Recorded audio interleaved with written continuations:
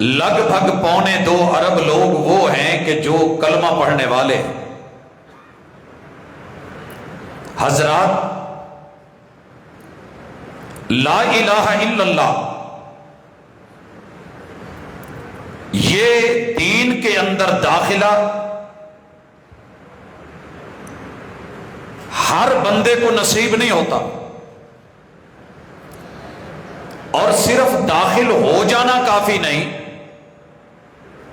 وَلَا تَمُوتُنَّ إِلَّا وَأَنْتُمْ مُسْلِمُونَ، بلکہ اس کے اوپر خاتمہ اور ایمان کے ساتھ موت بھی ضروری ہے۔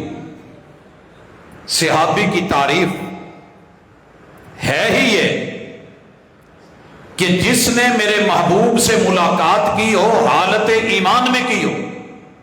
اور جب رب سے ملاقات کی ہو تو اسی ایمان اور اسلام کے اوپر خاتمہ ہوا ہو۔ ان دو مدتوں کے درمیان اسلام میں داخل ہوتے ہوئے اور زندگی سے جاتے ہوئے اگر اس وقفے میں اور پیریڈ میں لا الہ الا اللہ کے تقاضے پورے نہیں ہوئے تو دھوکے میں مت رہیے۔ میرے محبوب علیہ الصلوۃ والسلام نے اپنے اہل بیت کی تمام اصحاب کی پہلے مومن سے لے کے حجۃ الوداع کے موقع پہ 1.25 لاکھ ٹھاٹھے مارتا سمندر سب کے سب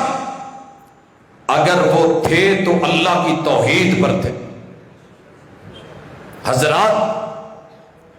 میرے ذمے جو موضوع لگا ہے کہ کلمہ پڑھ کے بھی شرکیہ اقوال، کلمہ پڑھ کے پھر شرکیہ افعال، لا الہ الا اللہ بھی، اور پھر اس کلمے کے تقاضوں کی مخالفت بھی، یہ ایک مومن کو زیب نہیں دیتی، کیونکہ جن صحابہ کی عظمت کو آپ سننے آئے ہیں ان کی بے شمار عظمتوں میں سے سب سے پہلی عظمت یہ ہے کہ انہوں نے کسی ایک موقع پہ بھی کوئی ایسا قول نہیں چھوڑا، ایسا کوئی جملہ نہیں بولا، اور زندگی بھر کوئی ایسا فعل نہیں کیا کہ جو اللہ کی توحید کے مخالف ہو۔ پوری سیرت صحابہ سب کے سب جس بات کے اوپر چلے اور میرے محبوب نے تربیتیں کی وہ یہی تھی کہ لوگوں قولوا لا الہ الا اللہ۔ جب یہ جملہ سنا تو سیدہ خدیجہ رضی اللہ تعالی عنہا سے لے کے صدیق اکبر تلک رضی اللہ تعالی عنہ، ان سے لے کے جناب علی المرتضی تلک رضی اللہ تعالی عنہ، ان سے لے کے جناب زید تلک، اور پھر جناب زید سے لے کے آخری صحابی تلک کسی نے بھی اس کلمے کی مخالفت نہیں کی ہے۔ آپ کا اور میرا یہ فرض بنتا ہے کہ اس کانفرنس کی وسعت سے صرف جذبات نہیں، صرف نعرے نہیں، صرف یہ ایک جمع غفیر نہیں، بلکہ صحابہ کا ایمان لے کے، طرز ایمان لے کے، ان کی مثل، ان کے انداز میں، ان کے طریقے پہ اپنی توحید کو مضبوط کریں، اور جہاں ہمارے ایمان میں اور توحید میں خلل ہے اس کو صحیح کریں، کیونکہ اصلاح ضروری ہے۔ لوگوں سنیے، مالک فرماتے ہیں الا للہ الدین الخالص، لوگوں تمہارے رب کو خالص دین چاہیے، وما امروا الا لیعبدوا اللہ مخلصین لہ الدین، جتنی زندگی ملی ہے اس لیے ملی ہے کہ تمہاری زندگی میری بندگی میں خالصتاً توحید کے اوپر ہو. اگر توحید میں خلل آ گیا تو باقی سارے کے سارے اعمال دھڑام سے گرے. آئیے چیک کریں غلطی کہاں ہے. پہلے ایک مثال لے لیں. میرے اور آپ کے محبوب نے کہا کائنات کی جتنی بھی ڈگریاں کوئی انسان دے سکتا ہے اللہ کا شکر ہے بریف کیس ڈگریوں سے بھرے ہوئے ہیں, ڈپلوموں سے, لیکن جس ڈگری کے اوپر اللہ کا شکر کرتے ہوئے فخر سے نہیں, اکڑ کے نہیں, بڑی عاجزی سے مٹ کے, جس ڈگری کے اوپر, جس سند کے اوپر اگر فخر ہے, اعتزاز محسوس کرتے ہیں, تو وہ قرآن مجید کی ڈگری ہے. یہ کس نے کہا؟ محمد رسول صلی اللہ علیہ وسلم نے کہا خیرکم من تعلم القرآن وعلمہ. کوئی پی ایچ ڈی کر لے, ایم فل لے آئے, ماسٹر بن جائے, بی ایس کر لے, کوئی انسان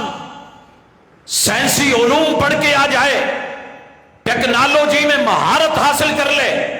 چاند ستاروں کہکشاؤں گلیکسیز تلک کا سفر کر جائے,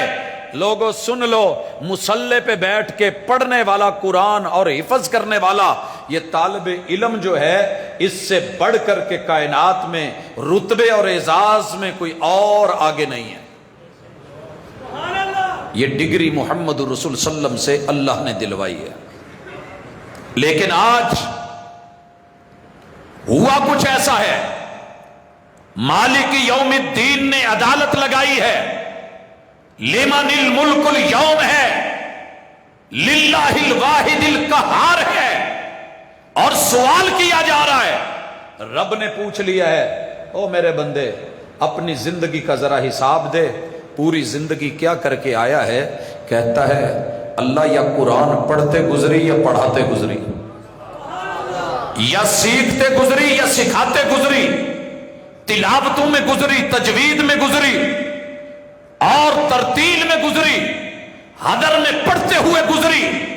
بڑی محبتوں سے پڑھا, جم کے پڑھا, پوری دنیا میں قرآن کی آواز کو, صوت القرآن کو پھیلایا. کیا حق بنتا ہے کہ اللہ کہیں کہ پڑھتا چلا جا, جنت کی سیڑھیاں چڑھتا چلا جا. لیکن آج اللہ نے اسے یہ ڈگری نہیں دی, فرمایا کذب. آئیے سورہ یوسف میں آیت نمبر 106 مالک فرماتے ہیں وما یؤمن اکثرهم باللہ. دنیا میں کلمہ پڑھنے والوں میں ایک بیماری یہ بھی ہے کہ ان کی اکثریت کی حالت یہ ہے, کیفیت یہ ہے, نفسیات یہ ہے, ان کے اندر مسائل یہ ہے, پرابلم یہ ہے, اس دھوکے میں ہیں الا وہم مشرکون, وہ کلمہ پڑھ کے بھی شرک کر رہے ہوتے.